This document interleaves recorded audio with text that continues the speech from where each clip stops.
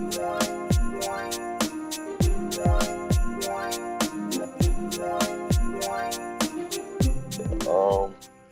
don't know. It just felt different. You know, it felt like, I wouldn't say it felt like anything new because I've been on tour, quite a few times. But just to be able to get back in front of my fans and them be excited to see me and stuff like that, it felt really good. And to be able to, pack a lot of these rooms out in these cities that I haven't been to in quite some time. It was just like, I don't know, it felt like I was kind of starting over, starting fresh again. It's been real fun, man. It's definitely been fun. A lot of energy, a lot of good energy in the crowds and stuff like that. So I'm just excited and blessed to be able to still, be able to do it. Dirt, I listen to 42 Doug, a lot of Rod Wave. I listen to a lot of Meek Mill, a lot of like old hip hop stuff too, like a lot of Wayne, Jadakiss, and Ho. When I get into those kind of modes, I just try to consume as much music as possible that it kind of like inspire me in any way. I get inspiration and motivation from a lot of my peers when it comes to like the music. Like I said, I just named a few guys that's like, my age and in the same lane as I am. I listen to a lot of that kind of music. So if I had to go to like albums, maybe I like the Meek Mill Championships album. I like that Rod Wave album he just put out, his last album. Soulfly, and the album before that. I like all Polo albums, Dirt albums. Man, I don't know. I just listen to a lot of music, and really, with me being an artist and making so much music and having to listen to my own, I like to keep people around who got like an ear for the streets and what's coming out, what's new and hot. So I just listen to whatever people in the car will be playing, and then if I like it, I'll be like, all right, what's this, and add it to my playlist, and have it in rotation when I'm in the car by myself. That's how I really get most of my music from, like, my homies, the guys that's just around me and what they listen to when they get in the car. I would just let them plug up their aux and just consume most of my music like that, because I'm moving around so much, I can't really see like what's dropping and what's new. People dropping music every single day. I can't even keep up with it too much. So I got like my favorite artists I listen to, and then artists that a lot of my homies listen to. I've been listening to a lot of ESTG. I've been listening to a lot of his music. He's super hard.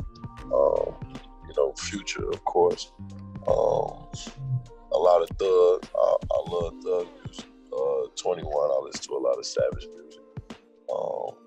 And really, that's kind of it a little bit, but I wouldn't say that's all, because I just be trying to listen to everybody's shit for real. I mean, I try it. I don't really know how to like use auto-tune and stuff, man. I've done it before. Like, of course, I got like songs out where I use auto-tune, but I never really got comfortable with it. I gotta just be in the studio, really just trying shit, man. I'm not opposed to it, but I never really got into a mode recording where I feel all the way comfortable doing that. I don't know why.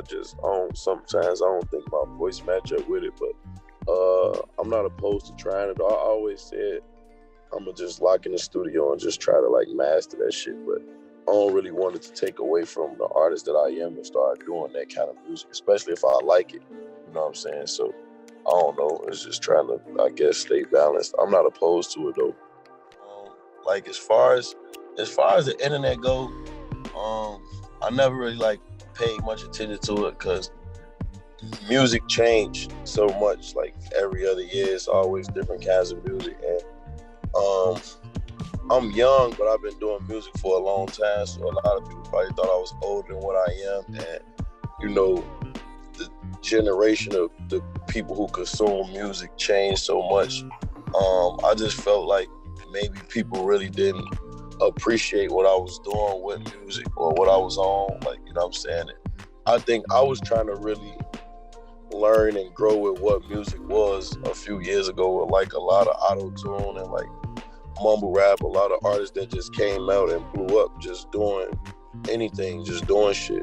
And I think I kind of didn't really stay true to myself and what I was as an artist. I was just doing shit like Squabble.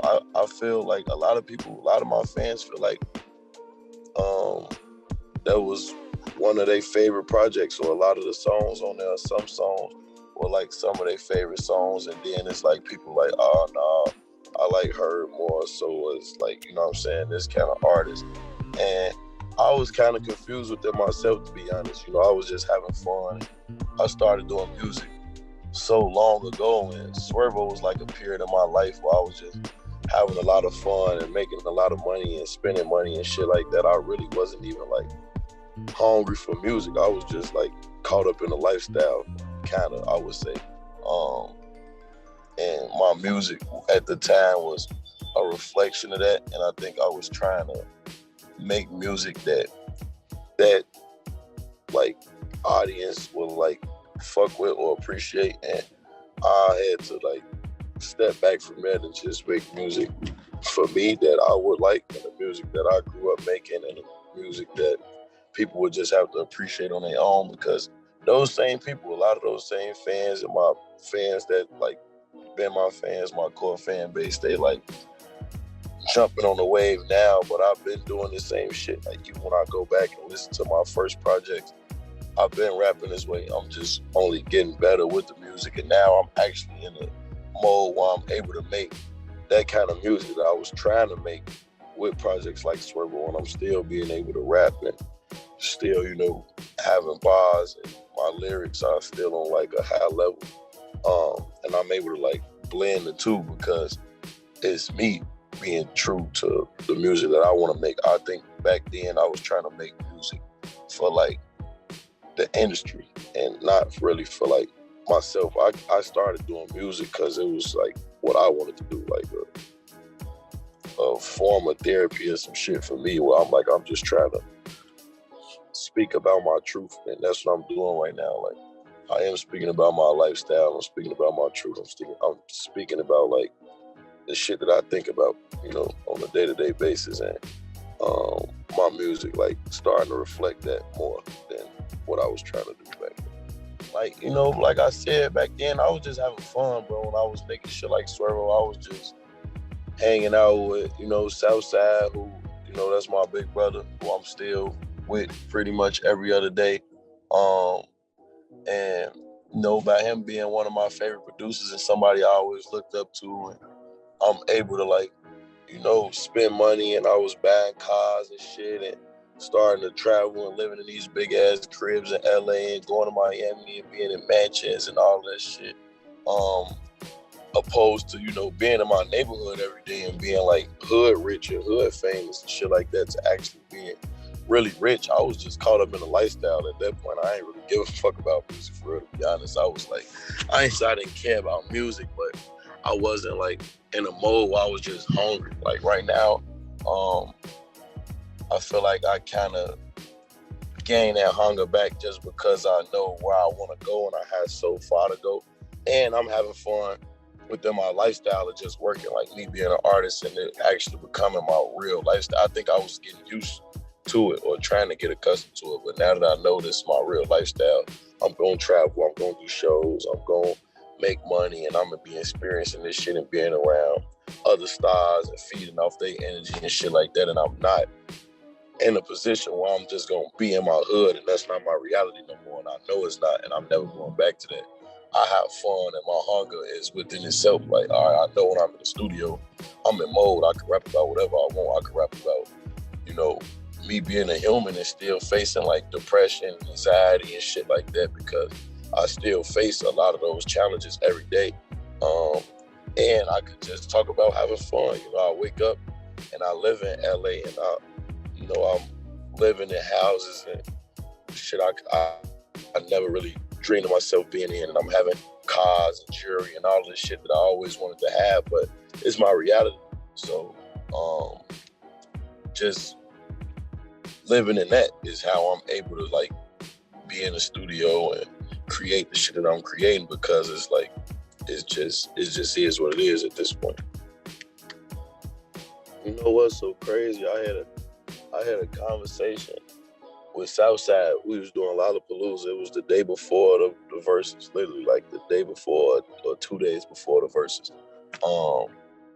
And they was like, you know, they was feeling like, you know, because we young and I'm a big Dipset fan. Everybody was like, oh yeah, Dipset got the hits and they gonna go crazy and shit like that. And I agree with them.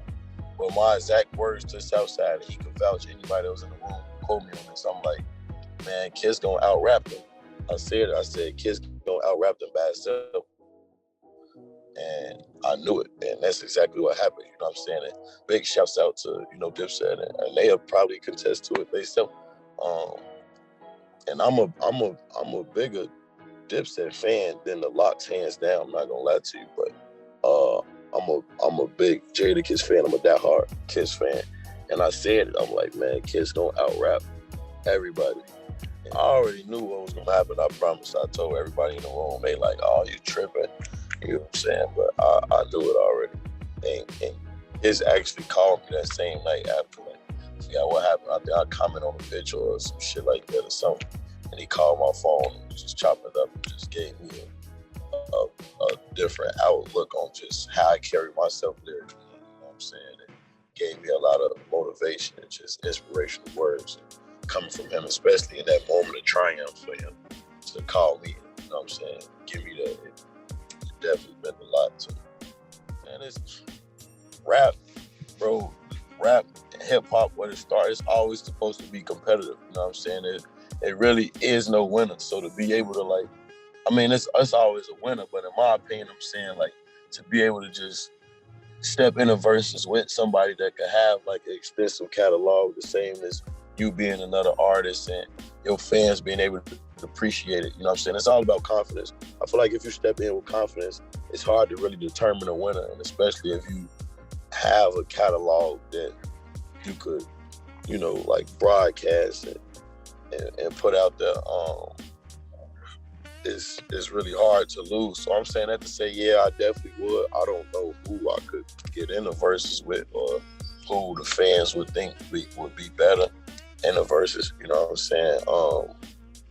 You know, it's just like having confidence and respect for like your peers and shit. You know, me and Dirk did some shit like that when the verses shit like first came out, but it wasn't even, it was like some internet shit we did for like a radio station in Chicago, and we was really just like, we agreed at first, like, man, we just gonna play each other shit, cause it's really not no competition for real. Like when you in a, if you carry it that way, when you in a lane like ours and you really turn nothing into something and you able to do this shit for so long, like we've been rapping for like 10 years, it's like, shit, we ain't really going against nobody but ourselves at that point. Our only competition could be ourselves.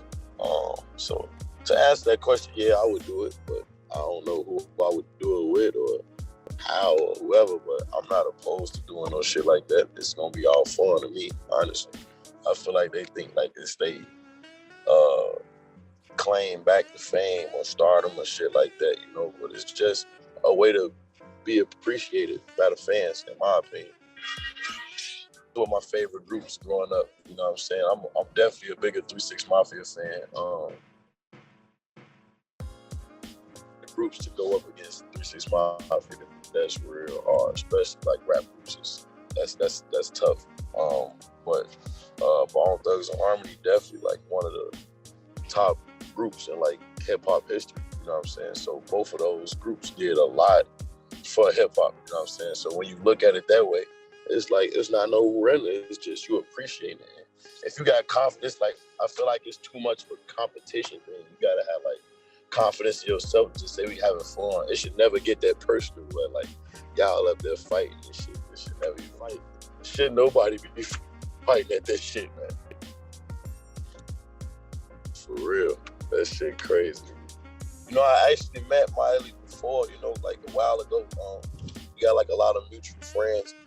And she I think somebody from her camp just hit somebody from my camp, was like, Miley doing Lala, she want to bring him out, because we we just worked on a record that week.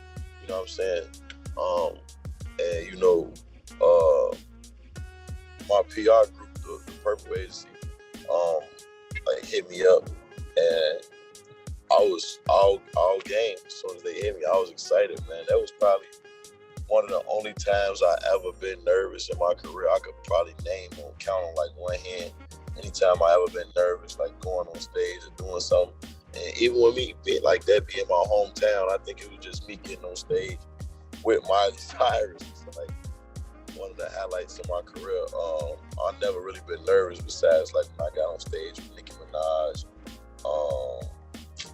That moment, maybe like one other time ever in my career, I ever really actually been nervous. So for me to be able to do that, it's definitely like a milestone of my career that I never forget. You know, that I always grateful for. You know, shout out to Miley. And you know, that's big sis. So it's just, I don't know. It's still hard for me to explain it. Still to this day, I really can't even tell you all the way from the beginning how all the pieces put together. But it just happened like supernatural. Yeah. We performed. She brought me out on the record we have together. I didn't perform like my own solo record. We got a song she featured me on called Lil Money Party, and it actually was unreleased, and it still haven't even came out yet. So they was just excited to some unreleased shit. I really ever met in the studio smoke more than me.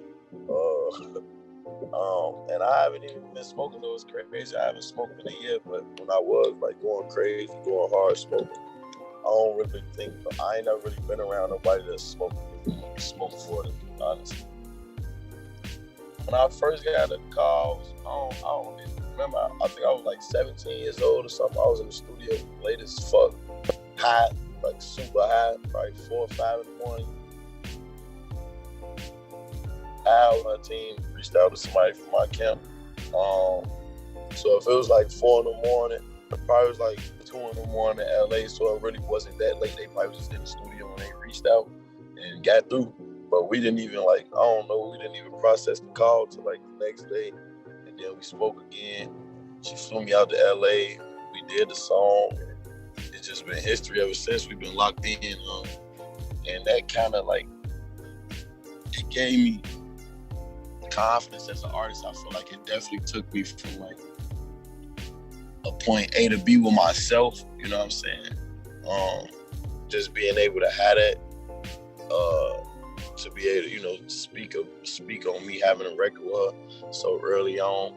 But I still didn't really process it the right way because I was still like in the streets and shit. Like I was just on some young shit, just in my neighborhood every day. Like I feel like I could have really took that opportunity and ran all the way with it and started to like knock down a lot of industry doors, but I didn't. That was just a genuine relationship. It was nothing forced. She actually reached out and she fucked with me for me.